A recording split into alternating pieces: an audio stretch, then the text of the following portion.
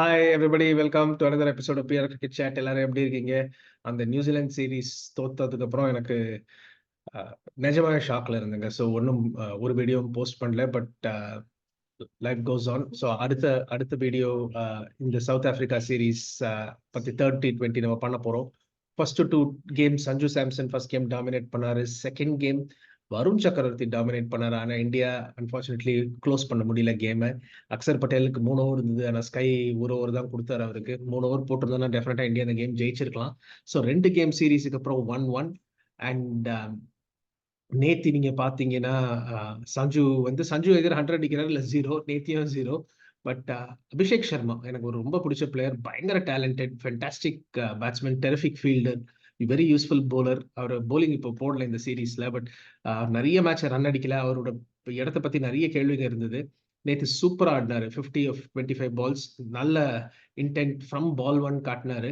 And அதுதான் இந்த young Indian டீமோட எல்லாருக்கும் சொல்றாங்க, இன்டென்ட், ஃபியர்லெஸ்னஸ் இவங்க போய் செய்யறாங்க. அதை சில சமயம் நம்ம யோசிக்கிறோம், ஒரு 4-5 பால் பார்த்து அடிக்க கூடாதா அப்படின்னு.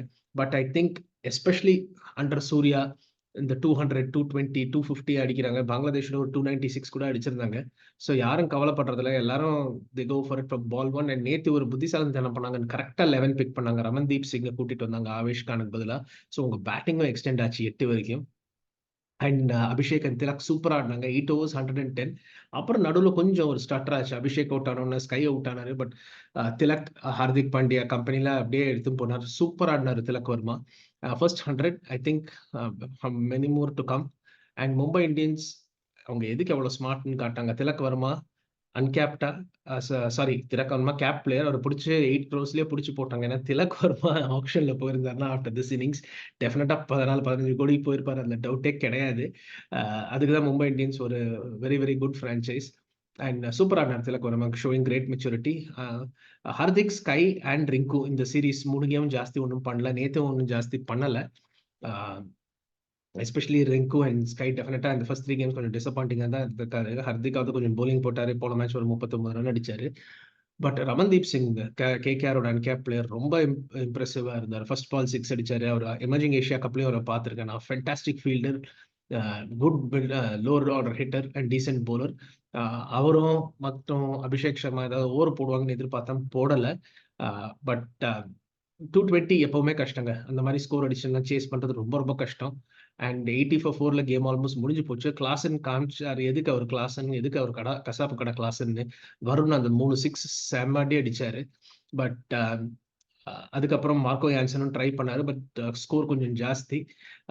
Harshdeep Singh beautiful 19th over. Harshdeep Singh போன மேட்ச் நல்லா போடலாம். நான் T20ங்க எல்லா மேட்சும் எல்லாரும் பர்ஃபார்ம் பண்றது ரொம்ப ரொம்ப கஷ்டம்.